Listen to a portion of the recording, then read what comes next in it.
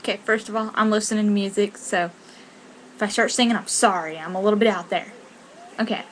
A lot of people on my Facebook that have been friends and family of mine have asked me, or random people that know me around town. I live in Oklahoma and I live in a small town. I was raised a Southern Belle, so some of my friends were shocked when some of this stuff started happening to me. First off, yes, I was in an abusive relationship. Yes, I got out. There always is a way out. I promise you. I have a really strong family. My mother is the strongest lady in the world to me. So is my grandmother, and I have the best sister in the world I could ever ask for. I've always had them to back me up.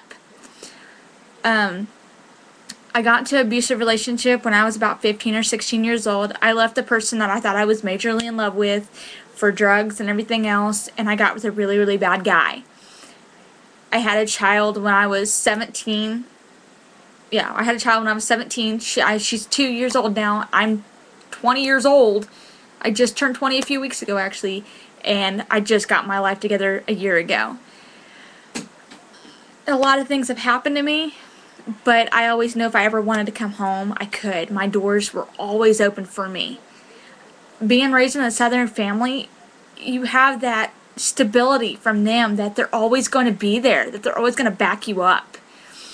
I've had that since I was 7 or 8. I always knew my family was strong and that they would do anything for one another. So when I got into my abusive relationship, I thought my mom was against me. And in all reality, she wasn't. I just was too stupid to see that my life was going to go downhill. My mom has custody of my kid because of the fighting that happened.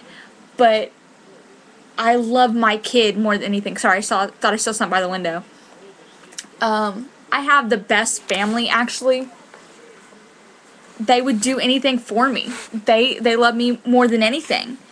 I've always had that family to back me up, and that they're so strong, that we have such a strong family that no matter what happens, we'll back each other up. I packed all my stuff one night and I just left. I mean, that's all I can tell you guys, is I got sick of it. I finally got sober enough where I could say, hey, you know, this isn't right. But the person I really loved got in contact with me and was like, you know what, you're a better person and you know you are. I don't know what you've lost. You're not you anymore. And coming from him and coming from my family, I finally believed it. I wasn't being me. I'm a true Southern Belle. I don't believe in the drugs and the drinking like I was doing. That wasn't me. So when everybody started talking about it, I got my life straightened up. He became really good friends with me. My ex got back in my life and was like my best friend. I thought, you know, everything was going to be great.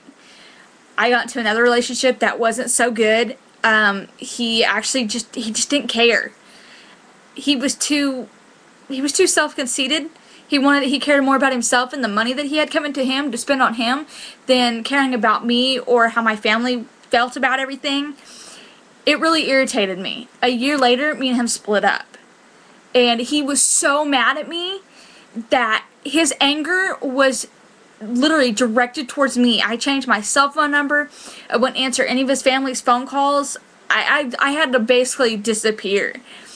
My family supported me through that, and they're the best. I mean, I couldn't ask for anything better. A few months ago, one of my best exes actually came back in my life, and he was so great to me. I mean, I'd do anything for this kid. And he showed me that he still loved me, and there was a lot of hard feelings because I did cheat on him, and I screwed up because the drugs got involved. He showed me he still cared. He's actually been telling me that me and him will work things out, and we've been together for almost a month now. I really enjoy him, and he's actually the person that I've always wanted to be with, and I've never let go of him for anything. I've always kept in contact with him at least twice a year. He's always telling me happy birthday and that he loves me still, that he forgives me, and I'm glad he can let go of everything that happened in the past. But in my heart, I can't let go of what I did to him. It still weighs on me a lot. He accepts my family still. He loves them. He enjoys them. My family enjoys him.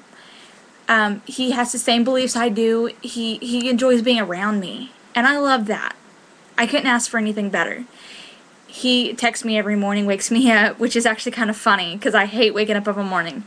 But I'll wake up to text him, and he tells me good morning and tells me that he loves me and tells me every night that he loves me. I feel better about myself knowing that he forgives me.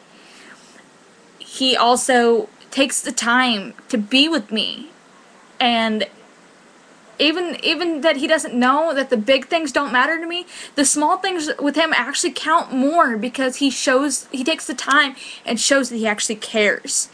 So I found somebody that could replace every hurt feeling that I had, but that I could actually truly care about. I didn't want to jump into everything again, but he showed me that he cared. And I could never do anything to replace that. Nobody could ever fill his shoes, just like nobody could ever fill my shoes in his heart. We've already talked about this, and we figured it all out.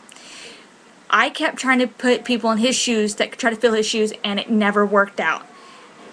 He is my true Southern gentleman that I would do anything for. Actually, I have a picture of him I'd like to show you guys. This is from a few years ago. I mean, this is from like 07 or something, I think.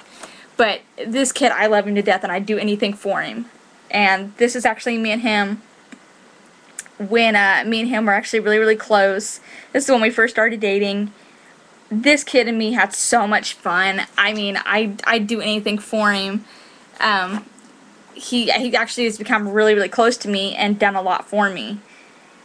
This kid has put his whole heart and soul into me, and I mean, we're both afraid that we're going to hurt each other, but I love him, and I'll do anything for this kid.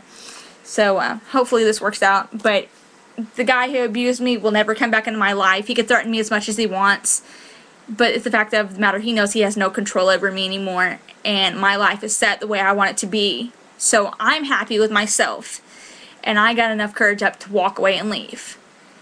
My brothers, my sister, my mom, my grandmother, everybody helped me.